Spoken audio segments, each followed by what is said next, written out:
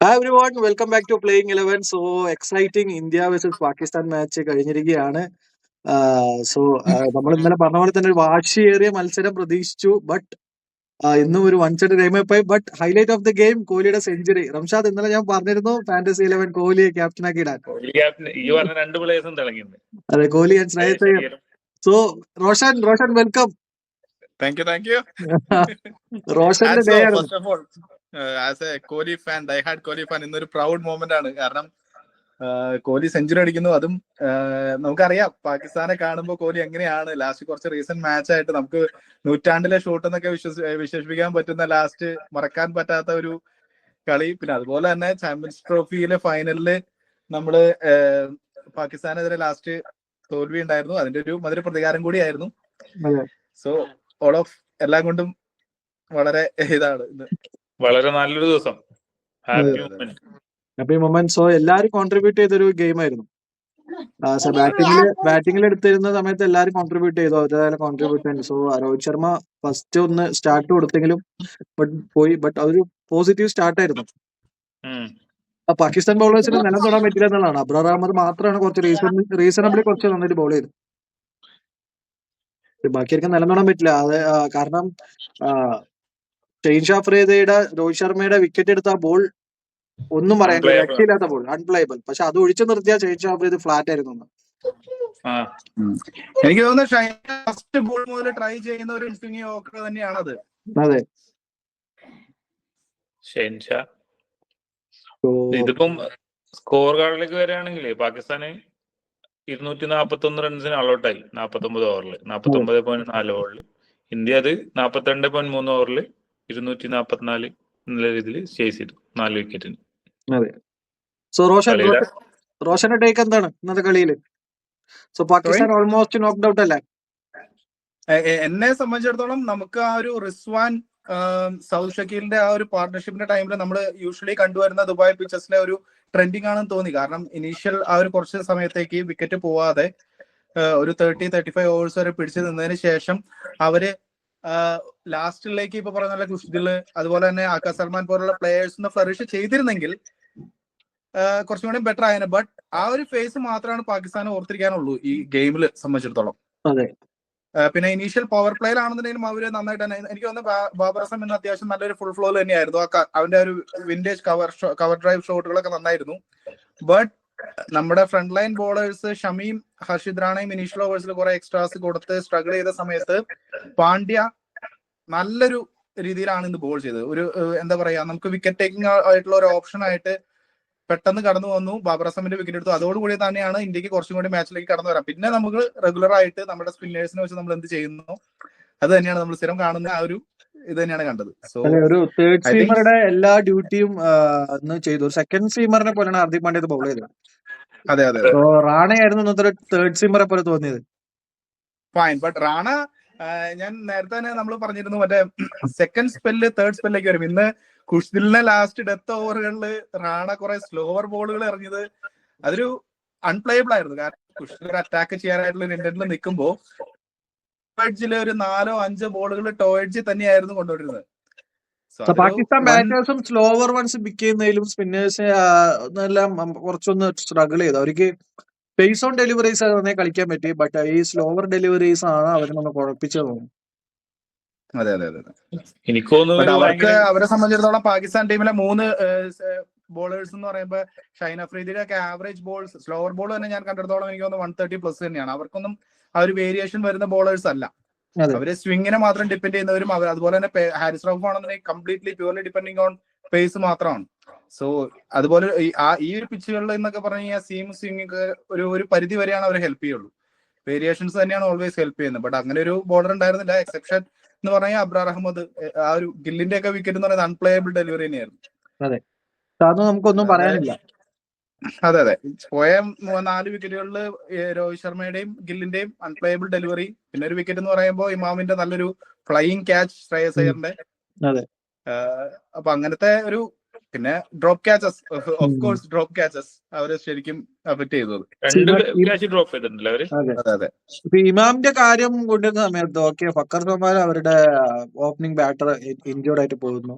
So already അവരുടെ സ്ക്വാഡില് ഉസ്മാൻ ഖാൻ എന്ന് പറഞ്ഞ ഒരു ഓപ്പണർ ബാറ്റർ ഉണ്ട്. അവർ സ്ക്വാഡിൽ ഒരു ബാക്കപ്പ് ഓപ്പണറെ കൊണ്ടുപോയിട്ടുണ്ട്. സോ ഒരു ഓപ്പണർക്ക് ഇഞ്ചുറി ചെയ്യുന്ന സമയത്ത് ബാക്കപ്പ് ഓപ്പണർ അവരുടെ സ്ക്വാഡിലുള്ളപ്പോ പുറത്തുനിന്ന് വീണ്ടും ഒരു ബാറ്ററിനെ കൊണ്ടുവരികയാണെങ്കിൽ സോ ആ കൊണ്ടുപോയ ഒരു പ്ലെയറിനോട് അവരെന്താണ് ഉദ്ദേശിച്ചിരിക്കുന്നത് എന്നുള്ള കാര്യം മനസ്സിലാവുന്നില്ല.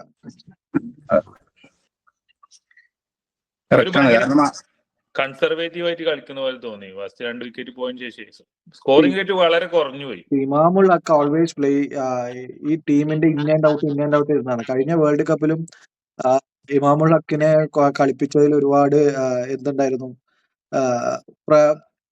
ഒരുപാട് വിമർശനങ്ങൾ ഉണ്ടായിരുന്നു. എന്നിട്ട് അവസാനത്തേക്കാണ് എനിക്ക് തോന്നുന്നു Roshan just left will be back. നമുക്ക് തുടരാം. ഓക്കെ. സോ ഇമാമുൽ ഹക്കിനെ മാറ്റി വക്കർ സമ്മാനം കൊണ്ടുവന്നപ്പോഴാണ് ഒരു കളി എന്തോ ജയിച്ചത് വേൾഡ് കപ്പിൽ. സോ അപ്പോഴേ വിമർശനങ്ങൾ നേരിട്ടിരുന്നൊരു താരമായിരുന്നു. സോ അവരുടെ ഈ നെപ്പോട്ടിസം അങ്ങനെ ആ ഒരു രീതിയിലെല്ലാം ടീമിനെ കൊണ്ടുപോകുന്നു. ആ ഒരു ഇന്റേണൽ പൊളിറ്റിക്സ് എല്ലാം അന്ന് തന്നെ ചർച്ചയായതാണ്. സോ വീണ്ടും ആ പ്ലെയറിലോട്ട് തിരിച്ചു പോകാന്ന് പറയുന്നത് ലൈക്ക് വേസ്റ്റ് ആണ്. അതെ, ഒരു അഗ്രസീവ് പ്ലെയർ അഭാവം ഉണ്ട് ഒരു ടീമില്, പാകിസ്ഥാന്റെ ടീമില്. എല്ലാം ഒരേ സ്റ്റൈലിൽ കളിക്കുന്ന പ്ലെയേഴ്സ് ആണ്.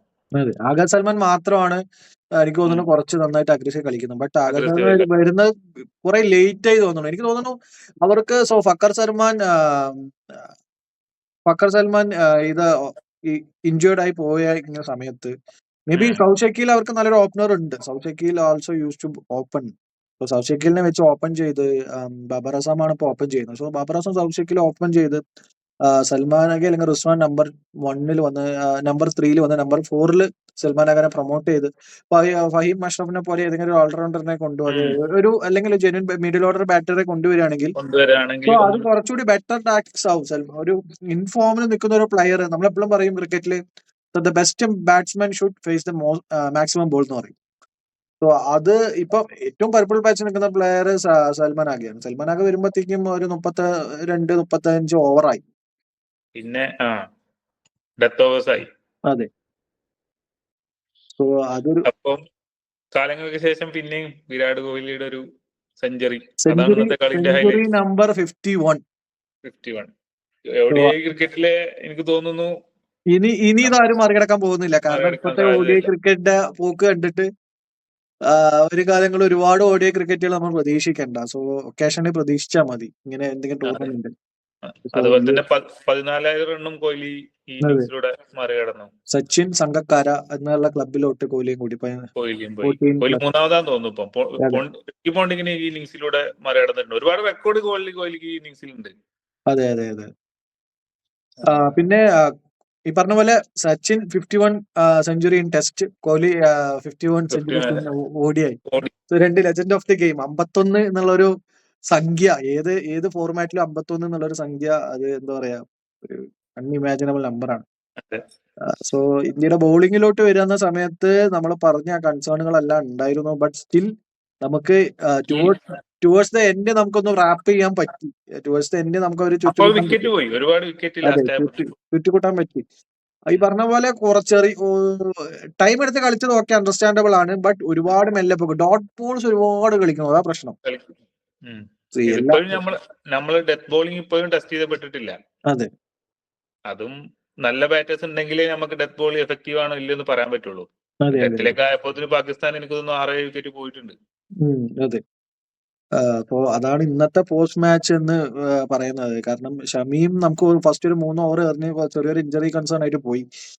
പിന്നെ വീണ്ടും തിരിച്ചു വന്നു. ബട്ട് തിരിച്ചു വന്നപ്പോഴാണ് കുറച്ചുകൂടി ഋതത്തിൽ ബോൾ ചെയ്ത പോലെ എനിക്ക് തോന്നിയത്. രണ്ടാമത്തെയും മൂന്നാമത്തെയും സ്പെല്ലാണ് കുറച്ചുകൂടി ഋതത്തിൽ ബോൾ ചെയ്ത പോലെ തോന്നിയത്. സോ അത് നല്ലൊരു സൈൻ ആയിരുന്നു. പിന്നെ ഹർദിക് പാണ്ഡ്യയുടെ റോള് ഇന്ന് അടിപൊളിയായിരുന്നു. പാണ്ഡ്യയുടെ ബോളിംഗ് അടിപൊളിയായിരുന്നു. അതെ. ഹർദിക് പാണ്ഡ്യ ബാറ്റ് ചെയ്യാൻ വന്നപ്പോ പേടിച്ചു പോയോ, സെഞ്ചുറി കിട്ടില്ല? ഞാൻ റോഷന് മെസ്സേജ് ആയ സമയത്ത് ഹർദിക് പാണ്ഡ്യ വന്നിരിക്കുന്ന സെഞ്ചുറിയുടെ പ്രതീക്ഷ കുറവാണ്. അപ്പത്തേക്ക് ഹർദിക് പാണ്ഡ്യ ഔട്ടായി. ഹർദിക് പാണ്ഡ്യ ക്രീസിലുണ്ടായിരുന്നെങ്കിൽ സെഞ്ചുറി എനിക്ക് തോന്നിയില്ല കിട്ടുന്നത്. ഹർദിക്ക് പാണ്ഡ്യ സെഞ്ചുറിയിലൊന്നും വിശ്വാസമില്ലാത്ത ആളാണ്. അതെ അതെ മൈൽ സ്റ്റോൺ ഇല്ല, ടീം ജയിച്ചാൽ മതി ടീം എന്നല്ല. ജയിക്കണം. സോ പിന്നെ പാകിസ്ഥാന്റെ ബാറ്റിങ്ങിലോട്ട് വരുന്ന സമയത്ത് അവർക്ക് ഈ പറഞ്ഞ പോലെ ഇമാമുലക്കും ബാബർ അസം നല്ലൊരു തുടക്കം കൊടുത്തു. ബട്ട് രണ്ടുപേരും അടുത്തടുത്ത ഓവറുകളിൽ ഔട്ടായി. സോ അതിന് ശേഷം അവര് സൗഷക്കിയിലും റിസ്വാന്റെയും നല്ലൊരു പാർട്ട്ണർഷിപ്പ്, ബട്ട് അതൊരു കുറച്ച് സ്ലോ ആയി പോയി. റിസ്വാൻ സൗഷക്കിൽ പിന്നെ കുറച്ച് ആക്സിലേറ്റർ ചെയ്തു. റിസ്വാൻ കുറച്ചുകൂടി കൺസർവേറ്റീവ് ആയി പോയി. സോ അതൊരു 240, ഞാൻ തോന്നുന്നു ഒരു 270 വാസ് ഗുഡ്. 270 അടിച്ചാലും മേ ബി ഇന്നത്തെ കളി വെച്ച് നോക്കുമ്പോൾ മേ ബി ഈസിലി ചേസബിൾ. ബട്ട് 270 ഒരു 280 എന്നുള്ള സ്കോർ കാർഡ് ഉണ്ടായിരുന്നെങ്കിൽ മേ ബി ഇന്ത്യക്ക് കുറച്ചുകൂടി പ്രഷർ ആയേനെ. ഇന്നൊരു 240 എന്നുള്ളത് വിത്തൗട്ട് പ്രഷർ ഇന്ത്യക്ക് കളിക്കാൻ പറ്റി. അതെ. സോ അവരൊരു 30-40 റൺസ് ഷോർട്ട് ആകും. റിസ്വാനും ഷൗദ് ഷക്കീലും അല്ലാതെ പിന്നെ ആരെ കയ്യിൽ നിന്നും കോൺട്രിബ്യൂഷൻ ഇല്ല, അതെ, പറയാൻ മാത്രം. പിന്നെ ലാസ്റ്റില് കുഷ്ദിൽ മാത്രമാണ് ഇച്ചിരി റൺ അടിച്ചത്. അങ്ങനെയാണ് 240 എന്നുള്ള ഒരു റീസണബിൾ ടോട്ടലിലേക്ക് വന്നത്. അപ്പോൾ അതൊരു വിന്നിംഗ് ടോട്ടലല്ല. ഇന്ത്യക്ക് വേണ്ടി ബോൾ ചെയ്തതിൽ ഹർഷിദ് റാണ, ഹാർദിക് പാണ്ഡ്യ, കുൽദീപ് യാദവ് നന്നായിട്ട് തന്നെ ബോൾ എറിഞ്ഞു. ഷമി ആദ്യത്തെ കുറച്ച് ഓവർ കുറച്ച് വീക്കായെങ്കിലും പിന്നെ രണ്ടാമത്തെ സ്പെല്ലിൽ ആൾ തിരിച്ചു വന്നു. അതെ. സോ പിച്ചും എനിക്ക് തോന്നുന്നു നല്ലൊരു ബാറ്റിംഗ് ട്രാക്കാണ്. പാകിസ്ഥാനിൽ ഉണ്ടായിരുന്ന ട്രാക്കുകളെ പോലെ അല്ല, കുറച്ച് സ്ലോവർ സൈഡ് ആണ്. എന്നാലും കുഴപ്പമില്ല. ഒരു 270, 280 ഒക്കെ ആൾമോസ്റ്റ് കിട്ടാവുന്ന ഒരു ബാറ്റിംഗ് പിച്ചസ് ആയിരുന്നു. ബട്ട് ഒരു 40-45 റൺസ് പാകിസ്ഥാൻ ഷോർട്ടായ പോലെ തോന്നിയത്. And so India almost into the semis. ഇനി ഭാഗ്യം, ഇനി എന്താ പറയാ, അത്ഭുതങ്ങൾ സംഭവിച്ചില്ലെങ്കിൽ ഇന്ത്യ സെമിയിലോട്ട് കയറും. കാരണം നാളത്തെ മത്സരം ന്യൂസിലാൻഡ് ബംഗ്ലാദേശ്. അതിനിപ്പോ ബംഗ്ലാദേശ് ജയിച്ച് അടുത്ത കളി ഇന്ത്യ തോറ്റ്, അതോ വേറെ റൺ റേറ്റിൽ അവര് അങ്ങനെ മറികടന്ന് എന്നുള്ള വന്നാൽ മാത്രമേ ഇന്ത്യ പുറത്തുള്ളൂ. അതിന് ചാൻസ് വളരെ കുറവാണ്. ഇന്ത്യ ഓൾമോസ്റ്റ് ചാൻസ് ഉള്ളൂ. ഇന്ത്യ സെമി ഫൈനലിലേക്ക് പോകുന്നു എനിക്ക് തോന്നുന്നു. India almost into the semis. But ഇനി ഇന്ത്യ അത് ഒന്നാമതായിട്ടാണോ രണ്ടാമതായിട്ടാണോ പോവുക എന്നുള്ളതാണ്. സോ ഒപ്പണന്റ് ആരായിരിക്കും? ഓസ്ട്രേലിയ ആയിരിക്കുമോ അതോ തുർക്കി ആയിരിക്കുമോ എന്നുള്ള കാര്യങ്ങളാണ്. പാകിസ്ഥാന്റെ ചാൻസും അതേപോലെ തന്നെ. പാകിസ്ഥാന്റെ ചാൻസ് ഇനി നാളെ ബംഗ്ലാദേശ് ജയിച്ചാൽ മാത്രമേ പാകിസ്ഥാൻ എന്തെങ്കിലും ഒരു ഹോപ്പുള്ളൂ. ബംഗ്ലാദേശ് അടുത്ത കളി ജയിക്കും. അടുത്ത കളി എന്നിട്ട് ബംഗ്ലാദേശിനോട് പാകിസ്ഥാൻ ജയിക്കുകയും ന്യൂസിലാൻഡിനെ ഇന്ത്യ കീഴ്പ്പെടുത്തുകയും ചെയ്താൽ മാത്രമേ പാകിസ്ഥാന് ഹോപ്പുള്ളൂ. ചാൻസ് ഉള്ളൂ. സോ നാളത്തെ കളി ബംഗ്ലാദേശ് ജയിച്ചാൽ മാത്രമേ എന്തെങ്കിലും ഹോപ്പ് പാകിസ്ഥാനുള്ളൂ. നാളെ ന്യൂസിലാൻഡ് ജയിക്കുകയാണെങ്കിൽ പാകിസ്ഥാൻ ഒഫീഷ്യലി നോക്കൌട്ട് ആവും. പാകിസ്ഥാനും ബംഗ്ലാദേശും ഒഫീഷ്യലി ഔട്ട് ആവും. നാളെ ഒഫീഷ്യലി ഔട്ട് ആവും. പാകിസ്ഥാൻ ബംഗ്ലാദേശിന് നാളെ നിർണായക ദിവസം. പാകിസ്ഥാനും ബംഗ്ലാദേശിനും അപ്പോൾ ഡ്യൂ ഓർ ഡൈ മാച്ച് നാളെ. അതെ, നാളത്തെ നാളത്തെ കളിയിലോട്ടും കൂടി ഒന്ന് പോവാം. നാളെ ബംഗ്ലാദേശ് ന്യൂസിലാൻഡ് കളി. ബംഗ്ലാദേശ് നമുക്ക് എഴുതി തള്ളാൻ പറ്റുന്ന ഒരു ടീം അല്ല. സോ ന്യൂസിലാൻഡ് വളരെ ശക്തമായ ഒരു ടീമുമാണ്. കഴിഞ്ഞ കളി കണ്ടില്ലേ, നല്ല ബാറ്റിംഗ് ലൈനപ്പ്, നല്ല ബോളിംഗ് ലൈനപ്പ്. അതെ. ഓവറോൾ നല്ലൊരു ടീമാണ് ന്യൂസിലാൻഡ്. എനിക്ക് തോന്നുന്നില്ല നാളെ ബംഗ്ലാദേശിന് ന്യൂസിലാൻഡിനെ മറികടക്കാൻ കഴിയുമെന്ന് തോന്നുന്നില്ല. പക്ഷേ ക്രിക്കറ്റ് ആണ്, നമുക്കൊന്നും പ്രവചിക്കാൻ പറ്റില്ല. ഓരോ ടീമിന്റെ ദിവസം എങ്ങനെയാണെന്നുള്ള രീതിയിലാണ് ആയിരിക്കും. നാളെ 11 വലിയ ചേഞ്ചസ് ഉണ്ടാവില്ല തോന്നുന്നു. രണ്ടുപേരും സിമിലർ ടീമിനെ തന്നെ ഇറക്കാൻ സാധിക്കും. സോ വലിയ മാറ്റങ്ങളൊന്നും 11 ഉണ്ടാവില്ല. സോ നാളെ റാവൽപിണ്ടിയിലാണ് മത്സരം. സോ നല്ല ബാറ്റിംഗ് ട്രാക്കാണ്. സോ ഒരു ഹൈ സ്കോറിംഗ് ഗെയിം ആയിരിക്കും. ഹൈ സ്കോറിംഗ് ഗെയിം എന്ന് പറയുമ്പോൾ തന്നെ ന്യൂസിലാൻഡിന് വലിയൊരു അഡ്വാൻറ്റേജ് ആണ്. കാരണം അവരുടെ ബാറ്റിംഗ് ലൈനപ്പ് വളരെ സ്ട്രെങ്ത് ആണ്. ബംഗ്ലാദേശിനെ സംബന്ധിച്ചിട്ട് നോക്കുമ്പോൾ ബംഗ്ലാദേശിന്റെ ഇനീഷ്യലി കുറച്ച് ഓവേഴ്സ് അവർക്ക് വിക്കറ്റ് എടുക്കാൻ പറ്റിയില്ല എന്നുണ്ടെങ്കിൽ ന്യൂസിലാൻഡ് വലിയ സ്കോറിലോട്ട് നാളെ പോകാൻ ചാൻസ് ആണ്. 350 സ്കോറിലോട്ട് ബാറ്റിംഗ് എടുക്കാൻ തന്നെയാണ് സാധ്യത. അതെ. കാരണം ഒരു 350 എന്നുള്ള സ്കോർ അവർ പോസ്റ്റ് ചെയ്താൽ തിരിച്ചവർക്ക് എടുക്കാൻ പ്രയാസമാണ്. മാറ്റ് ഹെൻറി നല്ല ഡിസിപ്ലിനിൽ ബോൾ ചെയ്യുന്നു. അവരുടെ സ്പിന്നേഴ്സ് ആയാലും അവർക്ക് അവരുടെ 2 സ്പെഷ്യൽ സ്പിന്നേഴ്സ് ഉണ്ട്. അതോടൊപ്പം തന്നെ ബ്രേസ്വെൽ ആൻഡ് സാറ്റ്നർ. സോ അതോടൊപ്പം ഗ്ലെൻ ഫിലിപ്പും കോൺട്രിബ്യൂട്ട് ചെയ്യുന്നുണ്ട്. ന്യൂസിലാൻഡ് ഓൾവേസ് 20+ റണ്ണ് ഫീൽഡിൽ കിട്ടും. അത് ബംഗ്ലാദേശിന് എപ്പോഴും ന്യൂസിലാൻഡിന് എപ്പോഴും ഉള്ളതാ. അവരുടെ കൂടെ കളിക്കുന്ന സമയത്ത് ഒരു 20 റണ്ണ് എപ്പോഴും അവരൊരു റെഡ്യൂസ് ചെയ്യും ഫീൽഡിൽ. സോ ഇന്ന് ഡ്രോപ്പ് ക്യാച്ചസ് ഒന്നും ഇന്ത്യയുടെ ഭാഗത്ത് നിന്ന് ഒന്നും ഉണ്ടായില്ല. അത്യാവശ്യം നല്ല ഫീൽഡിംഗ് ആയിരുന്നു. ഉണ്ടായിട്ടില്ല. നല്ല നല്ല എഫക്ട്. ഫീൽഡിംഗ് ആയിരുന്നു ഇന്ത്യ. അക്ഷർ പട്ടേലിന്റെ ഡയറക്ട് ഹിറ്റ് എല്ലാം നല്ലൊരു വഴിത്തിരിവായി. സോ അതെ. That's for today. So India പിന്നെ പറയാനുള്ളത് ഇന്നലെ ഹുദൈന്റെ ഫാന്റസി പിക്കിൽ രണ്ടുപേരും തിളങ്ങിയതാണ്. രണ്ടുപേരും തിളങ്ങി. അപ്പൊ സോ ജയീറും നമുക്ക് വിരാട് കോഹ്ലി. നാളത്തെ നോക്കാം. നാളത്തെ നാളത്തെ അഞ്ചാളെ ഹുദ പറഞ്ഞു. ഹുദൈനെ തുടങ്ങിക്കോന്ന്. ഞാൻ തന്നെ തുടങ്ങാം. ഓക്കെ ഞാൻ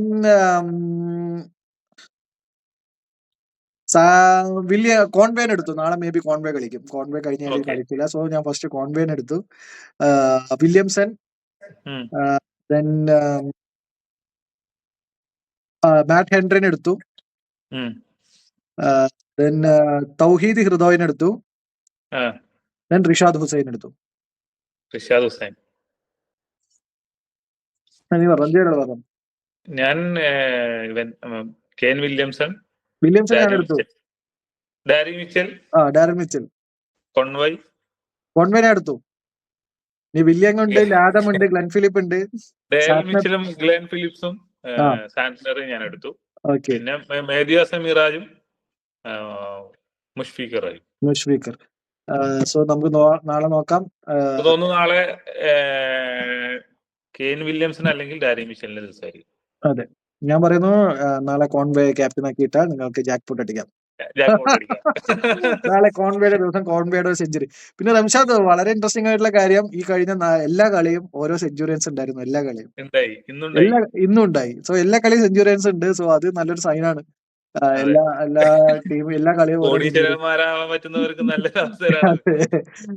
സോ നമ്മൾ പറയുന്ന ആൾക്കാർ തന്നെയാണ് സെഞ്ചുറി അടിക്കുന്നത്. സോ നാളെ അപ്പോ റംഷാദ് പറയുന്നു Williamson or Darren Mitchell century അടിക്കും. ഞാൻ പറയുന്നു കോൺവേ സെഞ്ചുറി അടിക്കുന്നു. സോ നമുക്ക് നാളെ നോക്കാം എന്ത് സംഭവിക്കുന്നുള്ളത്. So until then, see you tomorrow, guys. See you tomorrow.